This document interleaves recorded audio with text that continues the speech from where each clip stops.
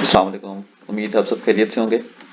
अभी हम स्टार्ट करते हैं 5th चैप्टर का 3rd topic, managers and ethical behaviour. Is it ethical to use office car for personal use?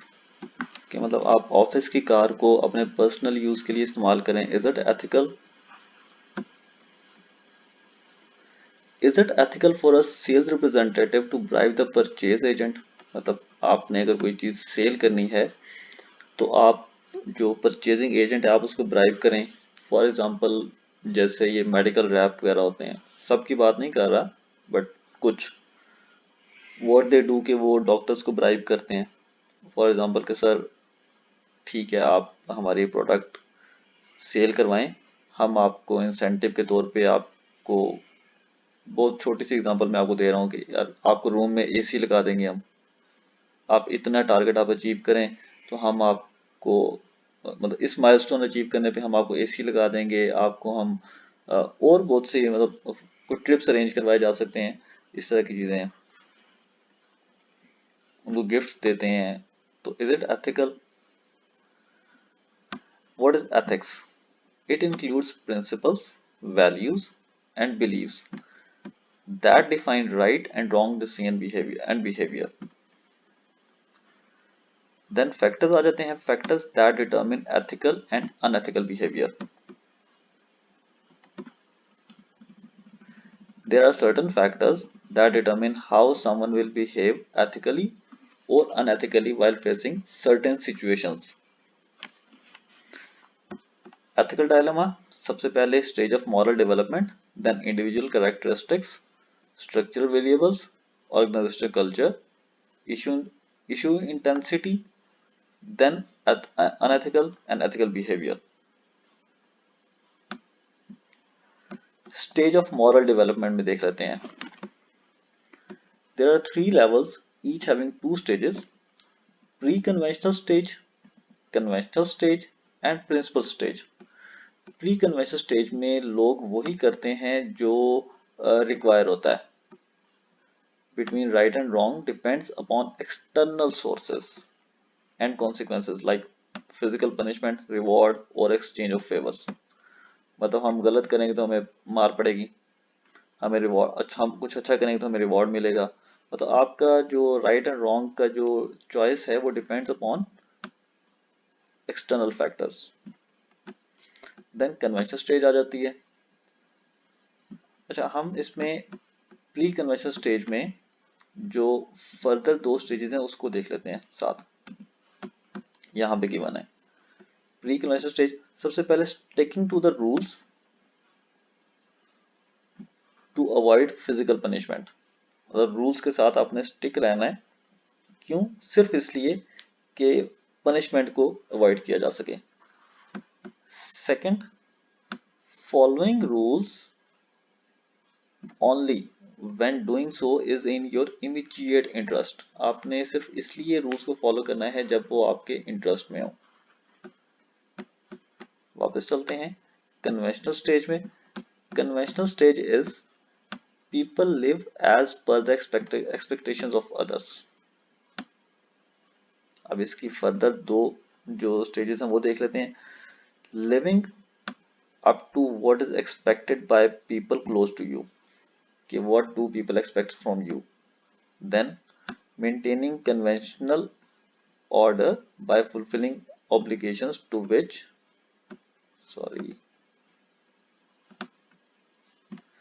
maintaining conventional order by fulfilling obligations to which you have agreed। आपने मतलब सिर्फ वो काम करना है, maintaining conventional order by fulfilling obligations, सिर्फ आपने obligations पूरे करने हैं जो आप एग्रीड हुए में है, बस और कुछ नहीं, इससे ज्यादा नहीं आपने कुछ करना। जो एग्रीड टर्म्स हैं बस उनको आपने फुलफिल करना है। Last one is principle stage. इसमें people define moral values ignoring authority of groups to which they belong.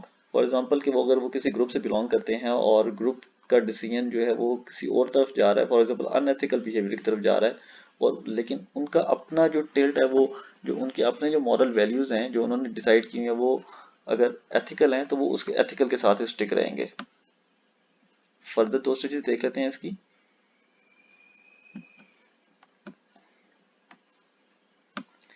Valuing rights of others and upholding absolute values and rights regardless of majority's decision। majority का जो भी decision है, they don't care about that।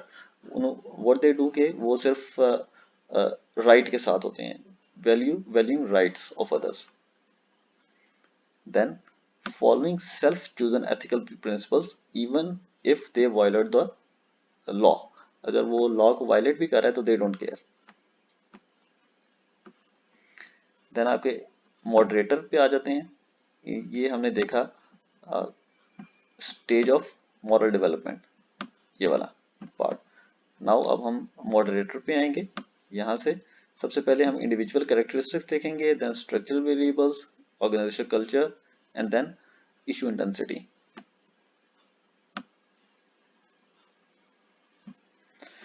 Individual characteristics, two individual characteristics are values and personality।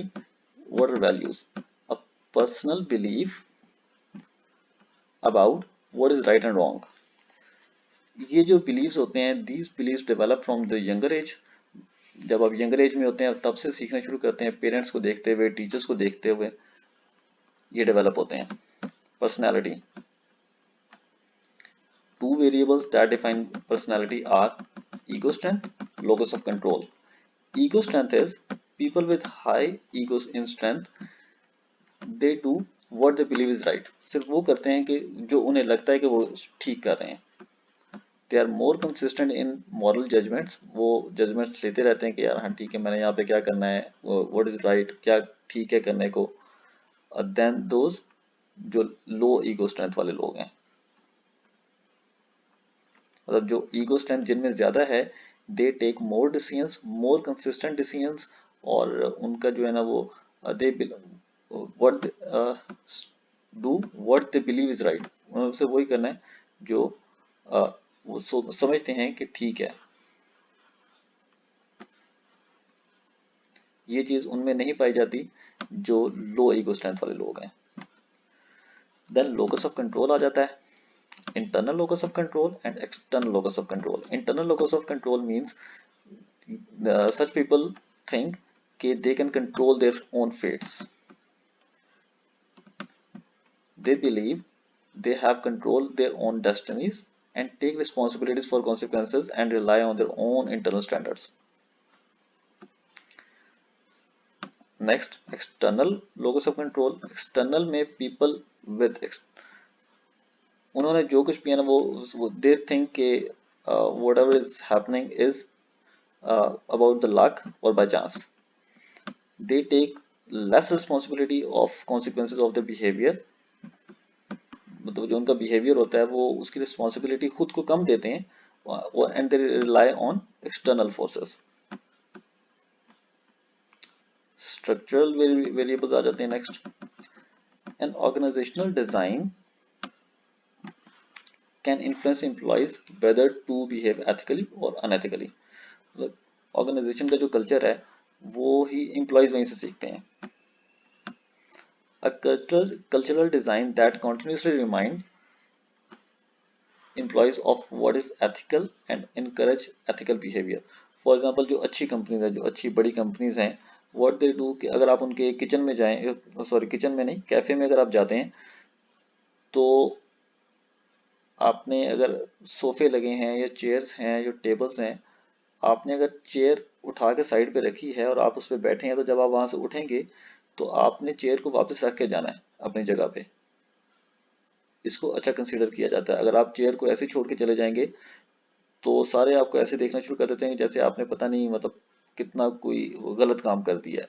क्यों? क्योंकि वो culture है उस company का। आप कोई भी जूनियर से जूनियर एम्प्लॉय और सीनियर से सीनियर एम्प्लॉय अपनी प्लेट खुद पकड़ता है, खुद सालन डालता है, खुद उसमें जो भी उसने खाना है वो लेगा, वो उसको कैरी करेगा, अपने टेबल पे लेके आएगा, खाएगा, और खाने के बाद वो प्लेट्स गिलास जो उसने लिया है वो वापस छोड़ के आएगा। दीज आर द वैल्यूज जो उन्होंने वहां पे डेवलप की होती हैं।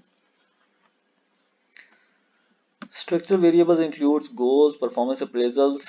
अच्छा सॉरी, वो एग्जांपल मैंने उसमें थोड़ी सी गलत दे दी है, लेकिन वो खैर एथिकल के लिए आप उसको ले सकते हैं, एथिकल और नॉन एथिकल में। स्ट्रक्चरल वेरिएबल्स इंक्लूड, यहाँ पे जो चीज़ें इंक्लूड हैं वो they are goals, performance appraisals and reward collection systems. यहाँ पे प्रॉब्लम्स क्या आ सकती हैं, अगर आपने गोल सेट कर दिए हैं, कैन कॉज अनएथिकल प्रैक्टिसेस। मतलब फॉर एग्जांपल कि अगर आपने गोल अचीव करने के ऊपर अगर आप फोकस आपका ज़्यादा है, तो गोल अचीव करने के लिए हो सकता है कि शिप अनफिनिश प्रोडक्ट्स में वो शिप कर दें। देन अप्रेजल सिस्टम अगर फोकस करता है आउटकम्स पे, तो क्या होगा कि एम्प्लॉयज आउटकम्स अच्छे अचीव करने के लिए अनएथिकल प्रैक्टिसेस में लग जाएं।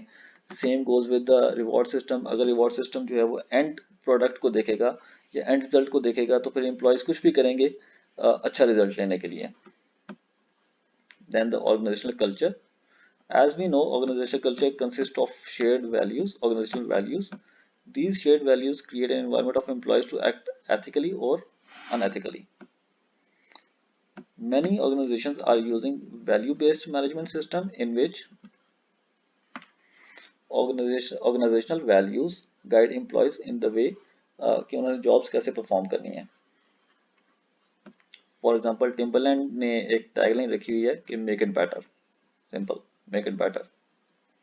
So managers in company should create an environment for employees to work ethically or to set benchmarks.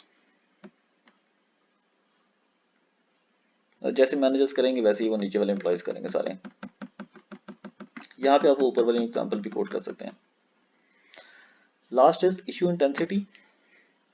For example एक इशू अगर रेज हो गया है, इशू की इंटेंसिटी क्या है, हम यहाँ से स्टार्ट कर लेते हैं। कंसेंसस ऑफ रॉन्ग, नहीं यहाँ से probability of wrong. How likely is it कि जो एक्शन अभी परफॉर्म हुआ है वो जो है ना हार्म कॉज करेगा, लोगों को हर्ट करेगा या लोगों को उसे हर्ट होंगे लोग, वेदर फिजिकली और इमोशनली। इमीडिएसी ऑफ कॉन्सिक्वेंसेस, कि will harm be felt immediately, कि क्या जो हार्म है वो उसको इमीडिएटली फील किया जाएगा या नहीं किया जाएगा, महसूस हो जाएगा या नहीं होगा। Then proximity of victims, how close are the potential victims, कि उस वो जो हार्म है तो विक्टिम्स कितने क्लोज होंगे उससे या उनसे हाँ कितने विक्टिम्स जो हैं उसे हार्म हो सकते हैं। देन कंसंट्रेशन ऑफ इफेक्ट आता है, how concentrated is the effect of, मतलब हार्म तो होंगे विक्टिम्स लेकिन कितना होंगे, उसका इफेक्ट कितना होगा। Then greatness of harm, how many people will be harmed, कितने लोग हार्म होंगे। And then how much is the agreement, कि जो हार्म तो हुआ है लेकिन क्या आपको महसूस हुआ, मतलब आपने इस चीज़ को महसूस किया है कि वाकई गलती हुई है, कि क्या ये गलत है भी है या नहीं है जो प्रैक्टिस हुई है अभी। I think this was it, नीचे देख लेता हूँ जी बिल्कुल। दिस वाज द इट, मतलब ये यहाँ पे ये टॉपिक आपका क्लोज हो गया है और वीडियो भी बस तकरीबन 14 मिनट्स की हो गई है, तो नेक्स्ट टॉपिक हम यहाँ पे स्टार्ट नहीं कर सकते, हम इसको यहीं पे क्लोज करते हैं और नेक्स्ट वीडियो पे नेक्स्ट टॉपिक स्टार्ट करेंगे। शुक्रिया, अस्सलाम वालेकुम।